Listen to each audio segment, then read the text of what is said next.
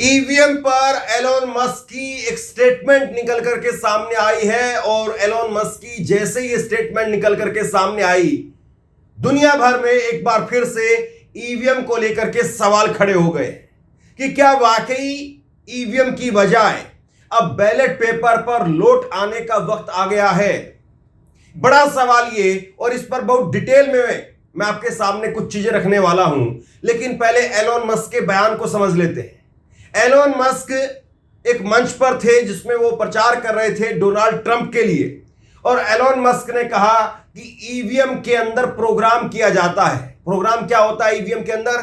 EVM के अंदर programme ये होता है कि आप 3 नंबर का बटन दबाएंगे तो कमल का निशान, 4 नंबर का बटन दबाएंगे कांग्रेस का निशान, 2 नंबर का बटन दबाएंगे तो झाड़ू का निशान, 1 नंबर का बटन दबाएंगे तो साइकिल का निशान, ये निकल करके सामने आता है। अब एलोन मस्क इस बात को कह रहे हैं कि जो भी चीज इस दुनिया में है और जिसको आप प्रोग्राम कर सकते हैं तो उसको हैक भी किया जा सकता है। जैसे आप किसी पेड़ को प्रोग्राम नहीं कर सकते हैं कि इस टहनी के ऊपर आपको हरे पत्ते उगाने हैं, इस टहनी पर आपको गुलाब का फूल दिखाना है, इस टहनी पर आपको अमरूद उगाने हैं, इस टहनी पर आपको केले उगाने हैं। तो एक पेड़ पर इतने सारे प्रोग्राम नहीं हो सकते हैं। तो वो आप हैक भी नहीं कर सकते हैं पेड़ को कि आप चलिए केले वाले में सेब लगा दीजिए, सेब वाले में केला लगा दीजिए। लेकिन जिस चीज को प्रोग्राम किया जा सकता है उस चीज को हैक किया जा सकता है, ये एलोन मस्क ने कहा है। ईवीएम से चुनाव में वोटिंग नहीं होनी चाहिए क्योंकि ईवीएम कंप्यूटर प्रोग्रामिंग से जुड़ा हुआ है और इसे हैक करना संभव है, ये एलोन मस्क के द्वारा कहा गया है। मैं एलोन मस्क ने जो बयान दिया है, स्टेटमेंट दिया है, उन्होंने जो कहा है वो अंग्रेजी में है। मैं आपको सुनवा देता हूं, पहले आप एलोन मस्क को सुन लीजिए। उससे पहले मैं आपको एक हिंदी अनुवाद आपको बता देता हूं पूरा उन्होंने क्या कहा है। ईवीएम से चुनाव में वोटिंग नहीं होनी चाहिए क्योंकि ईवीएम कंप्यूटर प्रोग्रामिंग से जुड़ा हुआ होता है और इसे हैक करना संभव है। एलन मस्क ने बैलेट पेपर से चुनाव की वकालत की है। मस्क का कहना है कि ईवीएम हैक हो सकती है, कागज के बैलेट पेपर को हैक नहीं किया जा सकता है। देखिए, इस बात को जो है वो एलन मस्क कह रहे हैं, समझा रहे हैं कि कागज पर आप जो कुछ लिख देंगे उसको आप मिटा नहीं सकते, उसको आप घुमा नहीं सकते, उसको आप बदल नहीं सकते हैं। लेकिन मोबाइल के अंदर जो कुछ लिखा हुआ है उसको दूसरी जगह से आप कनेक्ट करके कुछ भी उस पर कर सकते हैं। ये लबोलवाब है एलोन मस्क का कहने का। आप सुनिए जरा। We should, in my view, we should only do paper ballots hand counted. That's it.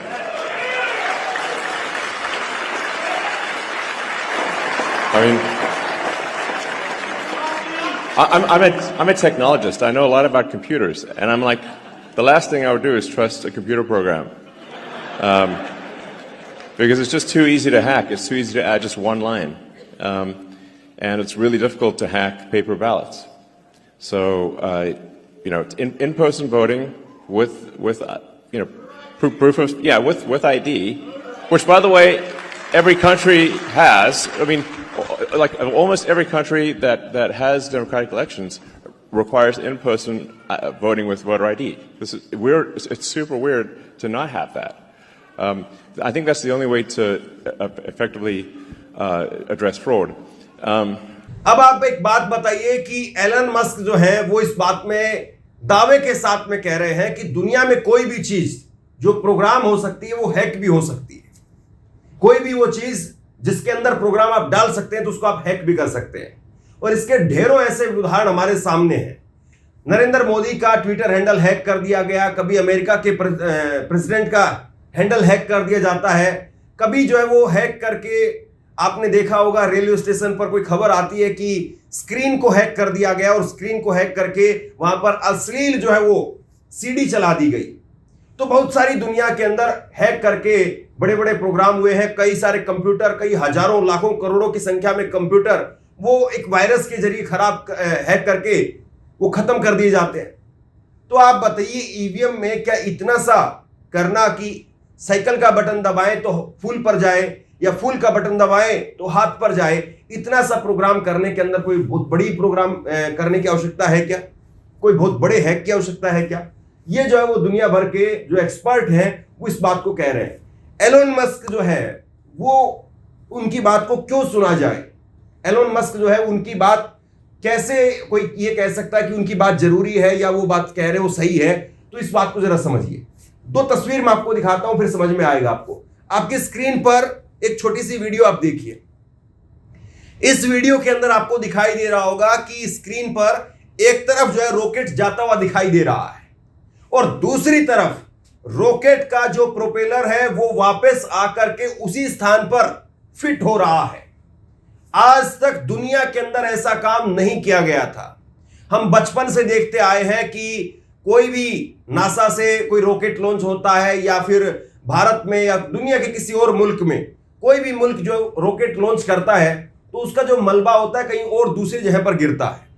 लेकिन एलोन मस्क ने टेक्नोलॉजी के उपयोग करते हुए ऐसा करने का काम किया है और उसमें सफल हुए हैं। वो उन्होंने जिस जगह से रॉकेट को लॉन्च किया उसका जो प्रोपेलर है, यानी रॉकेट जिसके ऊपर जाता है, तो वो जैसे मान लीजिए कि ये प्रोपेलर है मेरा हाथ और यहां पर रॉकेट लगा हुआ होता है। तो एलोन मस्क ने ये काम किया है, उन्होंने टेक्नोलॉजी को इतना एडवांस कर दिया कि जब ये रॉकेट जाएगा, आप इसको लॉन्च करेंगे तो ये यहां से गया और आगे चल करके एक निश्चित जो उसकी ऊंचाई है उस पर जाकर के रॉकेट का जो अगला हिस्सा है, जो जरूरी हिस्सा है, वो आगे स्पेस में चला जाएगा और बाकी का जो नीचे का जो हिस्सा है उसको प्रोपेलर बोलते हैं। वो प्रोपेलर वापस वहीं पर आकर के फिट हो जाएगा। इससे दो फायदे हैं। इससे एक फायदा तो ये है कि आपका प्रोपेलर आगे के लिए काम में आ गया और दूसरा फायदा ये है कि जो प्रोपेलर का जो कचरा होता था वो कहीं पर भी समुद्र में या इधर उधर जो गिरता था उससे खतरे की भी आशंका रहती थी। जो एजेंसियां हैं उनको बार बार उसको जो है लोकेट करना पड़ता था। वो सारी चीज जो है वो एलोन मस्क ने बचा दी। एलोन मस्क जो है वो ट्विटर के मालिक हैं, टेस्ला के मालिक हैं। उन्होंने ऐसी कार बनाई है कि आप उसमें ड्राइवर की जरूरत नहीं है। आप उसमें केवल ये डालिए कि मुझे दिल्ली से इलाहाबाद जाना है और दिल्ली से इलाहाबाद के लिए वो आपको अपने आप लेकर के चल पड़ेगी। ना उसको मैप बताना है आपको, ना ये बताना कि अगले जो है वो चौराहे से आपको लेफ्ट लेना है, राइट लेना है, या गड्ढा आ रहा है वहां पे स्लो कर लेना, या ब्रेकर आ रहा है वहां पर स्लो कर लेना। आप केवल उसमें लोकेशन डालिए और सो जाइए, वो गाड़ी आपको अपने आप लेकर के चलेगी। तो जो ऐसी टेक्नोलॉजी जो इंसान लेकर के आया है, जिसने वैज्ञानिकों के ऊपर अंधाधुंध पैसा खर्च किया है टेक्नोलॉजी को लाने के लिए, सिर्फ वो आदमी अगर कोई बात कह रहा है तो माना जाए कि बात सही होगी या माना जाए कि इस बात में कुछ न कुछ दम होगा। एलोन मस्क ने ऐसा नहीं है कि पहली बार बयान दिया है। इनका एक बयान मैं आपको और दिखाता हूं। एलोन मस्क का ये बयान देखिए, 15 जून 2024 का बयान है। इन्होंने कहा था कि हमें ईवीएम को खत्म कर देना चाहिए क्योंकि इसे इंसानों द्वारा या एआई द्वारा हैक किए जाने का रिस्क है। हालांकि यह रिस्क छोटा है मगर फिर भी बहुत ज्यादा है। तो ये बात इन्होंने लोकसभा चुनाव के बाद भी कही थी, अब भी कही है, इससे पहले भी कई मौकों पर ही कह चुके हैं। अब कोई कहेगा, मोदी भक्त जो होगा वो कहेगा कि भैया ये एलोन मस्क तो कांग्रेस से मिल चुका है। इस एलोन मस्क ने जो है वो राहुल गांधी से सेटिंग कर ली है, पैसा ले लिया है और राहुल गांधी के कहने पर ऐसा बयान दे रहा है। ऐसी बात नहीं है। एलोन मस्क की और डोनाल्ड ट्रंप की बड़ी तगड़ी दोस्ती है और एलोन मस्क जो है वो पूरा प्रचार कर रहा है, पूरी ताकत लगा रहा है कि किसी भी तरीके से अमेरिका का राष्ट्रपति डोनाल्ड ट्रंप बन जाए। मोदी जी बताते हैं कि भाई मेरी बड़ी तगड़ी दोस्ती है डोनाल्ड ट्रंप को लेकर के। चलिए मान लिया कि मोदी जी को और डोनाल्ड ट्रंप की तथाकथित दोस्ती को हम साइड में कर देते हैं। उन दो देशों के बीच का मामला है, तो हो सकता है कि वो अपने हित के लिए इस बात को कह रहे होंगे, अपने प्रॉफिट के लिए इस बात को कह रहे होंगे। लेकिन एलोन मस्क का एक बयान आपको दिखाता हूं, आप ये बयान देखिए। बीबीसी की खबर है और ये खबर है 21 जून 2023 की, पिछले साल की खबर है। मैं प्रधानमंत्री मोदी का फैन हूं, वो भारत के लिए कई तरह के काम करना चाहते हैं। टेस्ला के सीईओ एलन मस्क भारतीय प्रधानमंत्री नरेंद्र मोदी से मुलाकात के बाद में क्या क्या बोले। तो पिछले साल ही नरेंद्र मोदी ने एलन मस्क से मुलाकात की थी और उस मुलाकात के बाद में टीवी पर सामने आकर के उन्होंने मोदी की खूब प्रशंसा की।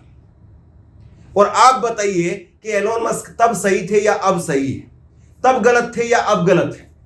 जो मोदी के भक्त हैं, अंधभक्त हैं, जो कहेंगे कि राहुल गांधी के कहने पर मस्क बोल रहे हैं, तो वो तब बोल रहे थे या अब बोल रहे हैं, या तब वो मोदी के कहने पर बोल रहे थे। टेक्नोलॉजी के लिहाज से जितने भी देश भारत से ज्यादा संपन्न हैं, उन तमाम देशों ने ईवीएम मशीन को छोड़ दिया है, वो बैलेट पेपर पर आ गए हैं। एक फैक्ट है ये, दुनिया भर में एक फैक्ट है ये। जितने भी देश हमसे ज्यादा, कहीं ज्यादा टेक्नोलॉजी में एडवांस है, हम लोग तो उतने एडवांस लोग भी नहीं है। हमारे पास में अभी भी जो है वो बहुत सारे लोगों को स्मार्टफोन चलाना नहीं आता है कि कैसे चलाया जाए। कंप्यूटर चलाना हमारे अभी भी बहुत बड़ी आबादी है जिसको आता ही नहीं कंप्यूटर कैसे चलाया जाए, या कंप्यूटर चला लेंगे तो उसके बारे में नॉलेज नहीं है कि कौन सा पार्ट क्या है, कैसे है, किस तरीके से काम करता है। और जो लोग दुनिया में टेक्नोलॉजी के लिहाज से कितनी ऊपर हैं, मतलब जैसे कि कोई हमें आकर के बताए कि भैंस का दूध जो है वो कैसे निकाला जाए, अगर कोई हमें आकर के टेक्नोलॉजी समझाए तो हम कहेंगे कि यार कैसा आदमी हो भैया तुम। भारत जो है वो अपने आप में ग्रामीण देश है और ग्रामीण प्रधान देश है, और यहां पर गांव के लोग बचपन से भैंस को देखते रहे हैं, गाय को देखते रहे, दूध निकालना सबको पता है। तुम कैसी बात कर रहे हो, कहीं और जाकर के बात करो। तो अब जो दुनिया में टेक्नोलॉजी के तौर पर सक्षम लोग हैं, वो अगर आकर के कह रहे हैं कि इस ईवीएम को बंद कर देना चाहिए, तो फिर बताइए इसमें दिक्कत क्या है। एक बड़ी बात यह है जो कई बार कही जाती है कि कांग्रेस ही तो ईवीएम लेकर के आई, या कांग्रेस ने ईवीएम को क्यों नहीं बंद कर दिया। एक चीज ऐसी होती है कि कई बार एक फोन आप लेकर के आते हैं और वो फोन जो है वो एक वक्त में आपके लिए बहुत अच्छा काम करता है, लेकिन पता चलता है कि आपका फोन हैक कर लिया गया है। आपका फोन जो है वो अब हैक कर लिया गया और आपके फोन से पैसे काटे जा रहे हैं, कुछ और किया जा रहा है, तो आप क्या करेंगे? सबसे पहला काम ये करेंगे, आप अपने फोन को तोड़ देंगे, मतलब स्विच ऑफ कर देंगे, या फिर अगर स्विच ऑफ नहीं हो रहा है तो तोड़ने की कोशिश करेंगे कि किसी भी तरीके से इसमें जो फंक्शन हो रहा है सब बंद हो जाए। यही कुल मिलाकर के ईवीएम के साथ हो रहा है। अगर ईवीएम एक वक्त में सही थी तो उसको उपयोग किया गया, और अगर एक वक्त में ईवीएम पर सवाल खड़े हो रहे हैं तो क्यों नहीं हम बैलेट पेपर पर चले जाए। बैलेट पेपर में कुछ नहीं होता है, सिर्फ यह है कि जो आपको पर्चियां मिली है उनको गिनना है। इतनी बात भी छोड़ दीजिए, यह सरकार इस बात के लिए भी तैयार नहीं है, जो बात लगातार कांग्रेस की तरफ से कही जा रही है कि आप ऐसा करिए कि ईवीएम को भी चलने दीजिए और उसके साथ में हमें इतनी व्यवस्था दे दीजिए कि वीवीपैट में जो पर्ची निकलती है उस पर्ची को आप वोटर के हाथ में दे दीजिए, और वोटर उस पर्ची को लेकर के दूसरे एक डब्बे में डालेगा, और जब चुनाव संपन्न हो जाएगा तो चुनाव संपन्न होने के बाद में आप ऐसा कीजिए कि एक तरफ ईवीएम की गिनती करवाइए और दूसरी तरफ उन डब्बों की गिनती करवाइए, और दोनों को मिला लीजिए।